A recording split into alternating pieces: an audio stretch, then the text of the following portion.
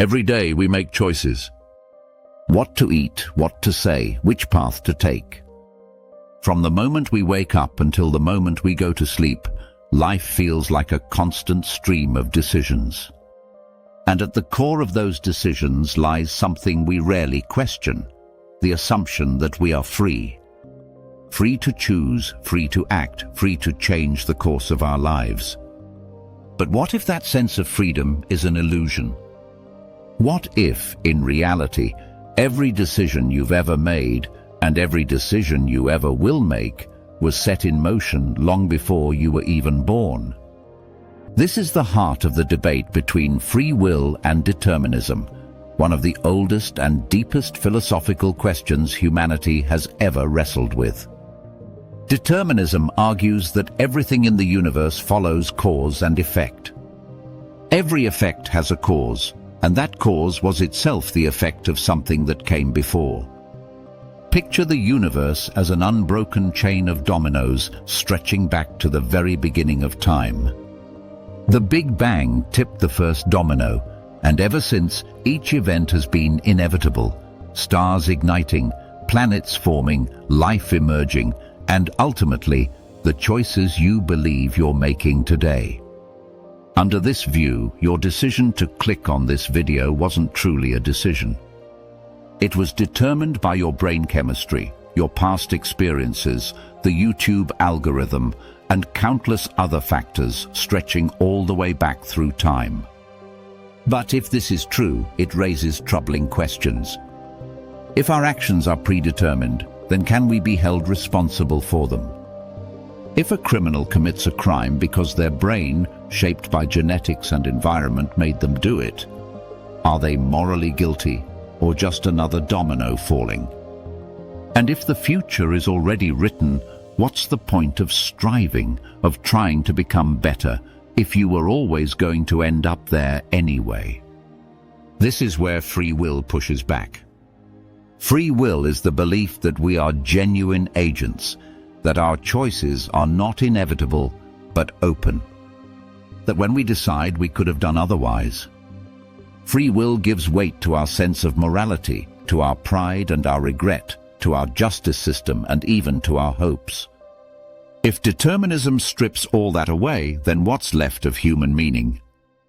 For centuries, philosophers have argued over this tension.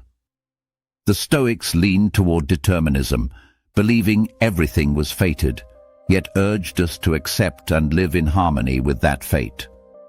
Baruch Spinoza saw freedom not as the absence of causation, but as the ability to understand the necessity of the universe. On the other side, thinkers like Descartes believed in a more radical freedom, that the mind had an ability to choose independent of physical cause. Modern science has added new fuel to the fire. Neuroscience experiments, such as those by Benjamin Libet in the 1980s, revealed something unsettling. Brain activity indicating a decision could be detected fractions of a second before subjects reported consciously making that decision. In other words, your brain might decide before you do, and your conscious experience of choosing is more like an after-the-fact story your mind tells itself. If that's true, then free will could be nothing more than a comforting illusion. But then comes physics. In Newton's time, the universe looked perfectly mechanical, a clockwork machine where, if you knew all the positions and forces of particles, you could predict the future with certainty. But in the 20th century, quantum mechanics disrupted this picture.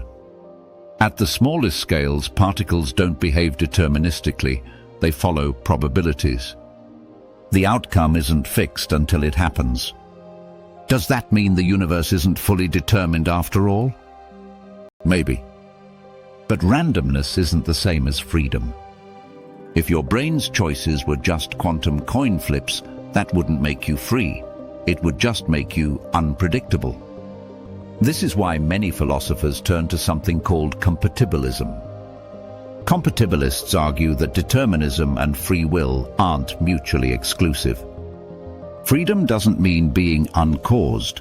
It means acting according to your own desires, reasons, and identity, even if those desires themselves have causes. You are free when your actions flow from who you are, not when they're unshaped by anything. In this view, determinism doesn't erase responsibility, it redefines it.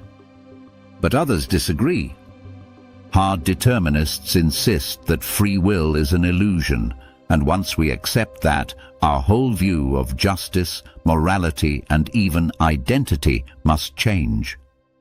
Instead of blaming or praising people, we'd focus on understanding causes and reshaping conditions.